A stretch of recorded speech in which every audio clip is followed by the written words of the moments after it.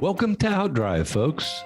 I'm your host, Cliff Callis, and each week I'm bringing you actionable marketing insights you can apply to reach, connect with, and convert rural American consumers. Outdrive is powered by Callis, a full-service advertising agency with a focus on marketing rural America. Callis offers a wide range of integrated marketing services, including website development, search engine marketing, social media, video, and digital. We develop strategic and creative campaigns to build your brand and your business, and you can learn more about us at ecallis.com. Now join me in the front seat as we head out on the road to success. Let's go. Hey folks, welcome to Outdrive. We've got another great story to share with you today about life and work in rural America. Over the last few weeks, there has been a lot of media attention on the federal government's cuts to Medicaid and the financial crisis that is facing many hospitals throughout the country. Folks, it's real, and the solutions are only going to come from everyone involved working together to figure it out. One of the organizations that is doing just that is the Missouri Hospital Association. Today, we have Farrah Fite, MHA's Senior Vice President of Strategic Communications and Marketing with us. Farrah is a talented and experienced communicator and marketer, having previously worked with the Missouri Bar Association and the Missouri Senate. And she brings a great perspective to our podcast to address some of the issues facing hospitals today. I know you're going to have some insightful takeaways from this episode. Welcome to Outdrive, Farrah. Thanks for having me, Cliff. I'm happy to be here. I'm excited. I think we have a lot to talk about. Our marketing agency spends a lot of time in the healthcare space and certainly interested in your perspective on what's happening and what's effective today there from a marketing perspective. Interested in some of the issues and priorities you're dealing with right now. I think it'd be interesting to hear how MHA serves member hospitals, and there's so many different roads we can go down. Let's just start down one and then we'll see where we end up. I like this plan. Well, let's start with having you share a little bit about yourself and your background. Right. I am the Senior Vice President of Strategic Communications and Marketing here at the Missouri Hospital Association. I've been on the MHA team for a little under a year and a half. Prior to that, I spent 12 years working as first media relations director and then communications director for the Missouri Bar. And previous to that, I was communications director at the Missouri Senate. Started off on Senate staff there in the communications team. And at the very beginning of all of this, I went to journalism school and have my master's from Mizzou in that, and started off as a TV and radio reporter in my early days, and found that while I liked being there to record history and to educate Missourians or other audiences about what was happening in their capital or in their state government or in their community, that I really had a desire to be part of the decision-making process and to help contribute to improving people's lives rather than just documenting it. My undergrad was in political science and international studies, and so I leaned into that and had an opportunity to join the staff team at the Senate, and that's what led me on the trajectory and where I am today. Well, you have a great experience and background for what you're doing, but I have to ask you, as you were heading into Mizzou to study political science, what was way out there in the future? Where were you thinking you might get to? Oh, when I first got to Mizzou for the master's program in journalism, I had my undergrad at Rhodes College down in Memphis, Tennessee. My initial desire was to be a foreign correspondent. I had studied Japanese in undergrad, was ready to go to maybe Southeast Asia. And unfortunately, at the same time that I was entering the workforce, the majority of TV and radio international hubs were closing.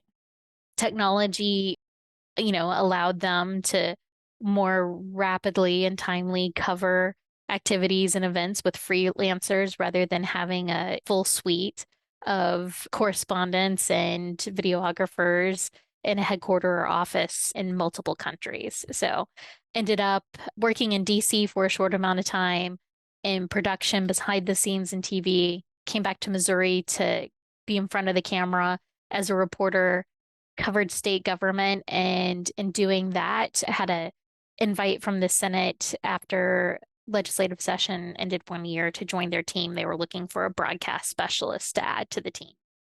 Well, when one door closes, another one opens up, and here you are.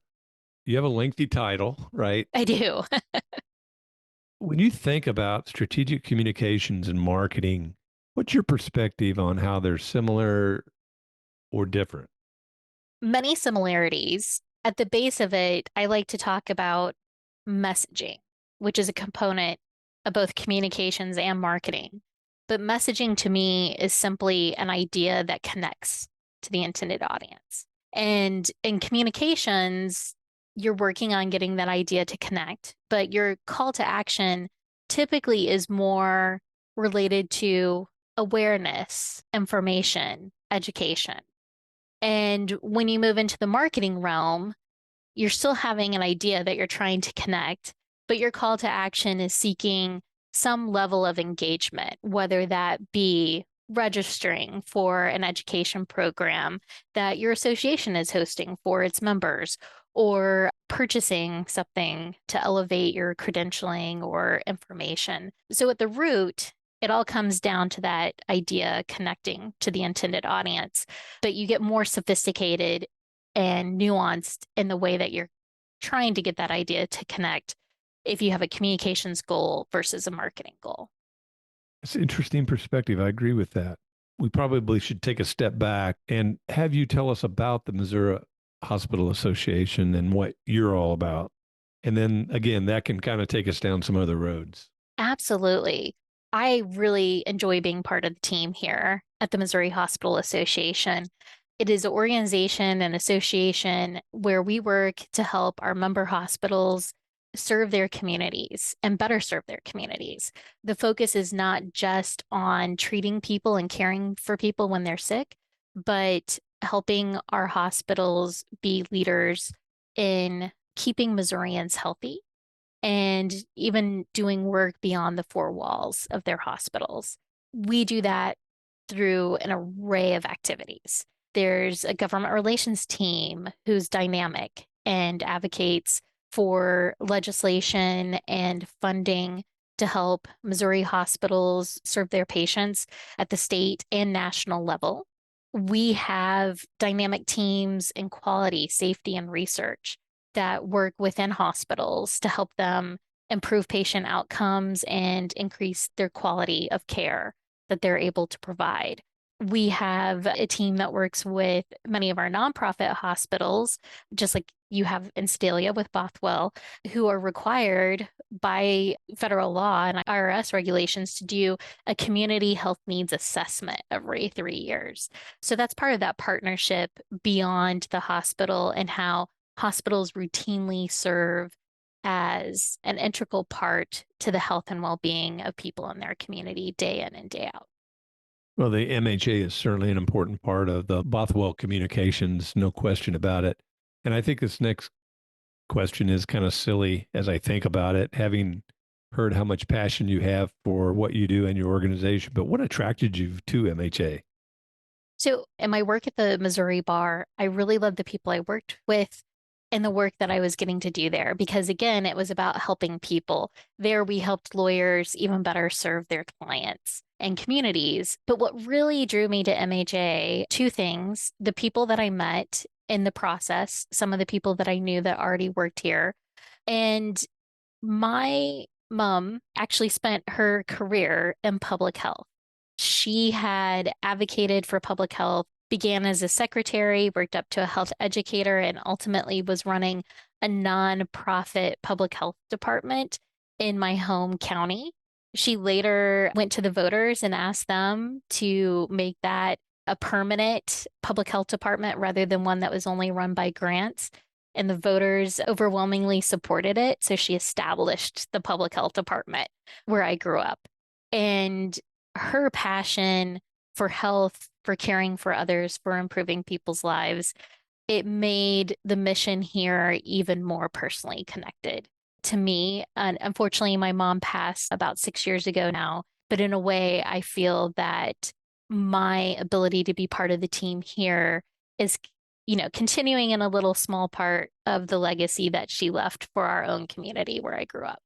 Yeah. Well, it's in your DNA. And you probably grew up hearing things at the dinner table that probably stuck with you all these years. Oh, absolutely. I actually have on my bookcase back here the Merck manual because if somebody wasn't feeling well in the house, we looked it up and looked at symptoms and then okay, what providers do we need to talk to? What do we need to do to take care of our health?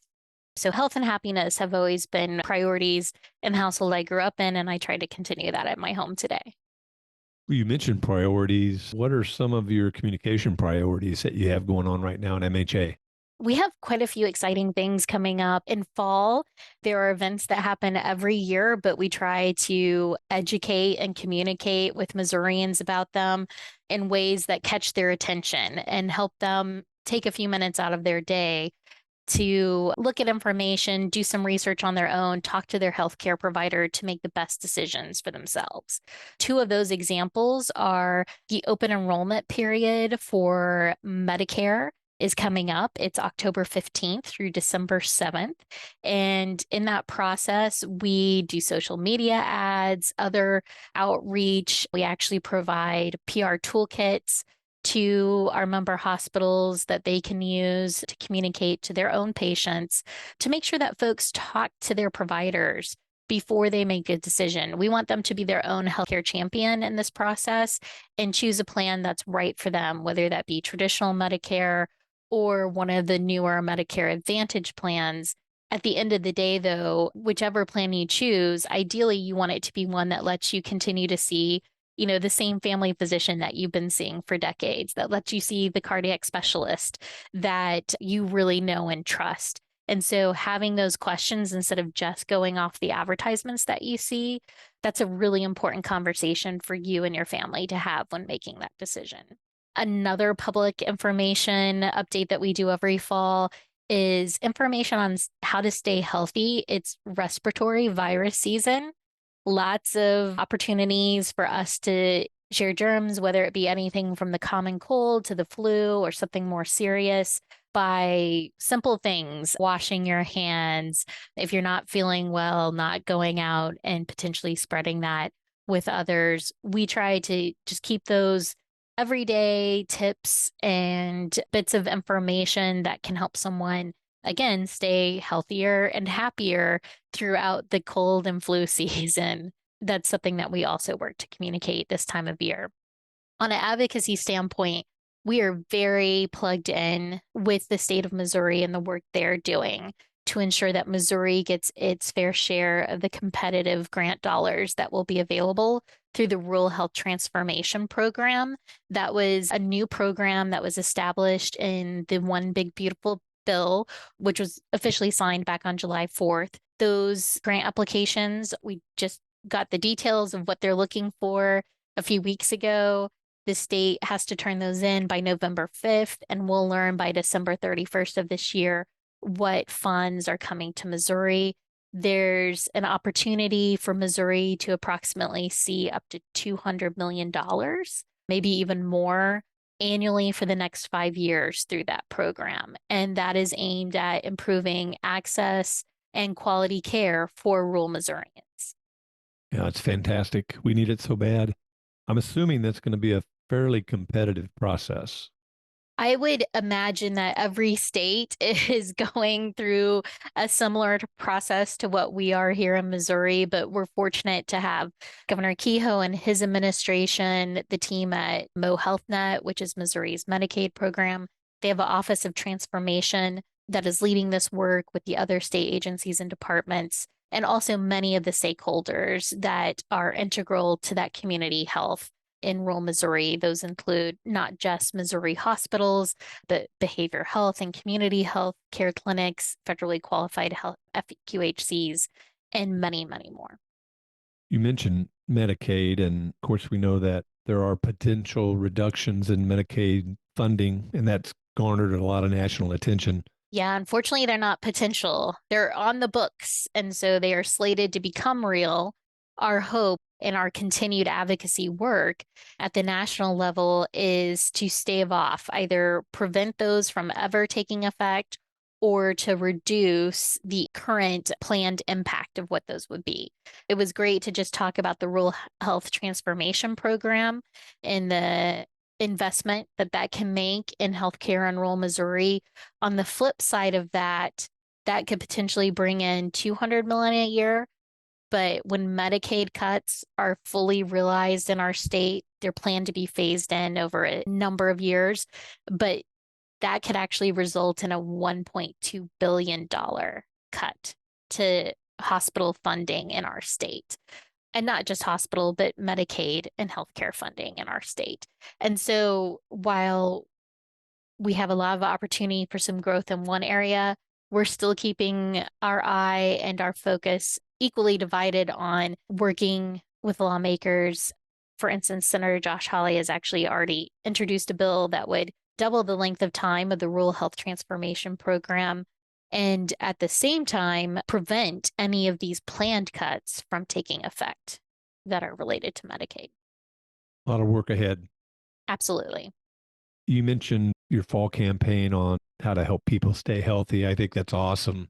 I know here regionally, we have a similar approach. Nobody wants to go to the hospital, right? So it's our job really to help keep them away by helping them live a healthy lifestyle. So I think it's great that you have that as one of your initiatives and priorities. We usually only go to the hospital when we're feeling our worst, and any steps or information that we can help the public with to help them prevent that hospitalization. That's not only something that MHA wants, hospitals want that. They very much care about the health and well-being of their community and keeping them getting care in the right setting at the right time, at the right place, rather than ultimately having in a very acute, alarming event that would cause them to be hospitalized. Yeah, that's not good for anybody. You've mentioned in discussing some of the things that you have working right now, several different audiences. Yes. As you think about, or as you look at that and reflect upon that, what are the different audiences with whom you communicate? We have many different audiences, and on any given day, I'm communicating or helping shape communications and marketing with an incredible team that I have here that I get to work with day in and day out at MHA. It ranges from Missourians. We've talked a lot about our public education and outreach through our Missouri Health Matters website and social media platforms. We also communicate daily, multiple times in a day, routinely with our members. And our members are member hospitals. There's 137 hospitals in the state that are part of MHA. But then when you think about who makes up hospitals, it's the staff. And there's more than 150,000 hospital employees in the state of Missouri. So we're routinely trying to get the right information that's relevant to an individual's job to them to keep them informed, whether it's updated federal guidance on medications or how to bill something when it comes to Medicare or Medicaid. It could be budget information that the state has just passed, or it could be us asking them to engage with us in contacting their lawmaker, or even allowing us to coordinate a visit from state or federal lawmakers to their hospitals so that they can see the type of care, the successes that hospitals are having, but also the challenges that are impacting the ability of Missouri's hospital workforce to do their jobs. So, with 137 member hospitals, how do you balance the different needs and similar needs to foster collaboration, particularly between urban and rural? We do that in a few ways. One, I mentioned at the beginning of this, the really dynamic and robust work that we do in an array of different areas here at MHA. And so we have resources that can meet the needs of each hospital and their staff and their team and cater to those specific needs or requests for support. At the same time, there is a very important aspect to healthcare when it comes to rural and urban hospitals, and that's called care coordination or the continuum of care. Oftentimes, our rural hospitals may not have a specific service line. For instance, maybe a cancer treatment, such as radiation or chemotherapy, but they can provide your routine visits, your diagnostics, and then refer you to a specialist and then coordinate that care so that you have services here in Missouri to help you in that path to recovery. Care coordination is something that happens whether it's through a system or even with independent hospitals.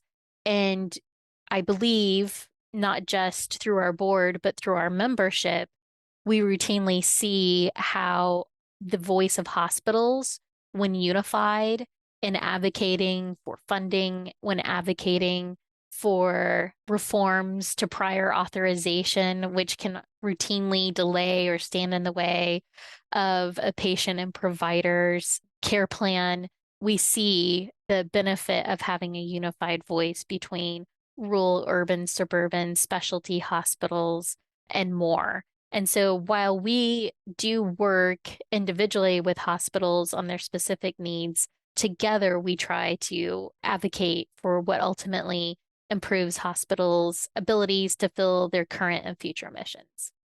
Is MHA, I should know this, but is MHA the only organization of its kind in Missouri? We're the only hospital association. There are other associations related to healthcare. So there's primary care, there's physicians organizations, there's even a rural health and other associations, but we are the only of its kind. And MHA is also part of a Midwest Alliance for Healthcare, where we've partnered with our counterparts at the Kansas Hospital Association to be able to offer regional services where we have that, our borders there between Kansas and Missouri. No border war there, right? No, not at all. Lots of collaboration, all aimed at helping our multiple, not just systems, but independent hospitals on both sides of the state line there. Yeah, because there has to be that collaboration, right? Yeah, they're serving the same market, whether it be down in Southwest Missouri or what comes to mind for most people automatically is the Kansas City metropolitan area. Kansas City. Is it Kansas or is it Missouri? So you mentioned website, you mentioned social media. What do you think are the best platforms for reaching your different audiences today? I'm going to borrow an answer from many of the lawyers I used to work with and say it depends. It depends on what your communications goal is or your marketing goal. It depends on who the audience is. But as a rule of thumb, we work to communicate with audiences on the platforms that they prefer. So if we know that a audience that we're trying to reach, for instance, we talked about open enrollment for Medicare coming up. You have to be 65 or older to be eligible for that. But we also know that we want to reach out to family members. For me, I help my 86-year-old dad make those decisions. So we look and say, all right, on social media, Facebook is probably going to be the most appropriate place to engage and have this conversation. Potentially Instagram for adult children that are helping their families with this. And then we also look at print and other means to see what would be the place that this audience is already going to get their information, already going to get their entertainment, and reach out to them there instead of expecting them to find us. Well, I think you have an excellent answer. And I agree wholeheartedly because everything works, but it is a matter of defining the situation and the audience and then the point you made about going where the audience is. And if they're on Facebook, that's where you need to be. And if it's somewhere else, that's where you need to be.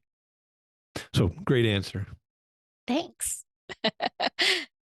So, as I think about the healthcare world, there's a lot of misinformation out there. It's like in every industry, every source of information, there's misinformation.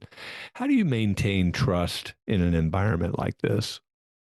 I really appreciate this question because institutions, including hospitals, have experienced a rapid decline in public trust over the last 5+ years. And that's something that we're actually working on trying to, one, halt the reduction, and two, help our member hospitals rebuild that community trust. One of the ways that we're doing that is we have launched this year Mo Hospitals Care. If you're on social media, you can look at hashtag Mo Hospitals Care. But to have trust, many will often tell you that you first have to have optimism. And unfortunately, in today's day and age, we have so many ways to receive information, solicited or unsolicited, throughout our day. And much of that information is charge or emotion driven. And so, because if you have a reaction to that information, you're going to stay on that platform or keep reading that source. Unfortunately, most of it is charged through fear or through anger or sadness rather than optimism and positivity. For trust, I think you need to have optimism and believe that people are doing a good job and see that over and over and over again to improve that trust. So that's the simple foundation of Mo Hospitals Care. We are taking the time and having our staff work with member hospitals to identify all the good work that they're doing every day. And then we're helping them amplify that message to their community and to the state as a whole. It's awesome because so many times it's the negative that gets out there. And, every hospital has negative, but there are so many great things that they're doing on a daily basis that go unseen and unheard of unless you make them aware of that. Oftentimes we focus on the things that we think are broken and need fixed, which is completely understandable. But it's also important. I like to talk about celebrating the wins and acknowledging all the things that people are doing right on a daily basis. So folks, check out hashtag Mo Hospitals Care. Thank you for that, Cliff. You're welcome for some good stories. I think another big topic that our audience likes to hear about is brand recognition. What's MHA doing to elevate that thought? MHA actually is in its 103rd year. So I was very fortunate when I came here because we have very long and well-respected brand recognition, whether that be through our advocacy work or our work with Missouri hospitals or our work with communities and other stakeholders. I see my role as doing no harm and then adding to that. So a lot of that brand recognition, it has to be rooted in consistency, and not just consistency in communicating and letting people know what is the work you're doing, how you're approaching it, and why it matters to them, but to do it in a way that is of quality, is curated, is helpful to the audience or the individual or the system or government that you're trying to be the right partner to. So really, I think we work on our reputation every single day. And our team reminds ourselves that, the reason we make sure, we do this thorough review process and we're editing for style and clarity, what can feel like a small step or sometimes a step that slows things down just a little bit, are really important to the long term, not just brand reputation, but also the ability for more and more people to learn about that brand or your work because others have confidence in it and are willing to share it with their own audiences. Well, I like your kind of multi-tiered approach, communicating with your members, obviously, but with the consumers as a whole. And I see associations that don't do that piece. And maybe they don't feel like it's necessary, but maybe they're just missing the opportunity to help shape a message for their members, because many times members maybe don't do as good a job as they need to. And I'm not calling out hospitals. I'm just thinking about members of different organizations. And sometimes they don't tell their story as well as they could and they need somebody like your organization to kind of back them up and help them with their branding.